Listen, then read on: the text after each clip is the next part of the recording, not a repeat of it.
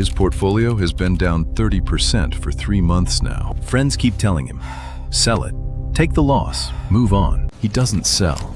He's waiting for the price to get back to what he paid. This isn't stupidity. It isn't greed. It's a bug built into the human brain. Losing $100 hurts almost twice as much as winning 100 feels good. That number isn't a guess. It came from a real experiment. In 1979, 2 psychologists asked people one question. Daniel Kahneman and Amos Tversky offered a simple game. Flip a coin. Heads, you lose $100. Tails, you get $150. Mathematically, it's a good bet. On average, you come out ahead. Most people refuse to play anyway, because the possible loss scares you more than the possible gain excites you. This is called loss aversion. It's not a character flaw, it's the architecture of your brain. And the reason it works this way goes back thousands of years. For our ancestors, one mistake could cost you your life. Losing food, shelter, or an ally wasn't an inconvenience. It was a survival threat. So a brain that reacted harder to loss survived more often. That brain is the one you inherited. Except today, the threat isn't a lion in the bushes. The threat is a red number on your phone screen. Your brain doesn't tell the two apart. It reacts just as hard to both. An ancient defense mechanism fires where there's no real danger at all. And you're making decisions with that mechanism, not with your head. This isn't just about money. It shows up almost everywhere. Take investing.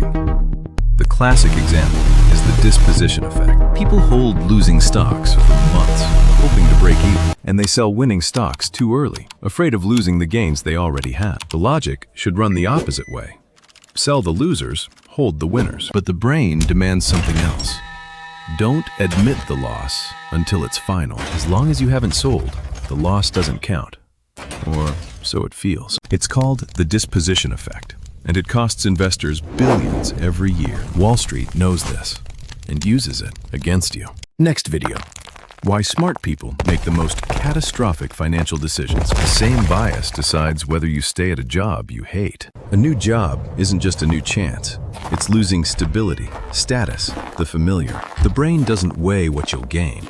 It weighs what you'll lose. So people stay unhappy for years. Not because they can't see a better option, but because leaving feels like a leap into loss, not into freedom. Here's a question worth sitting with for a second. Not a hard one, just an honest one. Think of a decision you were afraid to make because of a possible loss. First question, what am I actually afraid of losing? Second, is that loss real, or am I just imagining it? Third, what would I gain if I actually went for it? If you couldn't answer question 3, that's the tell.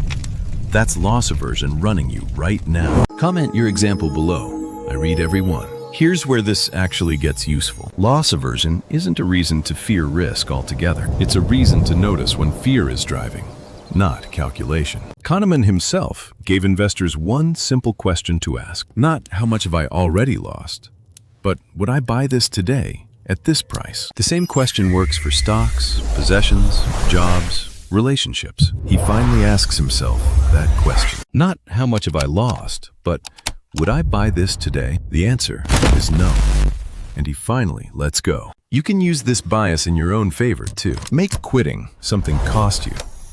An automatic transfer, a penalty for skipping, a bet with a friend. A brain that fears loss starts working for you instead of against you. This is exactly why this channel exists. Life isn't chess with a perfect calculation.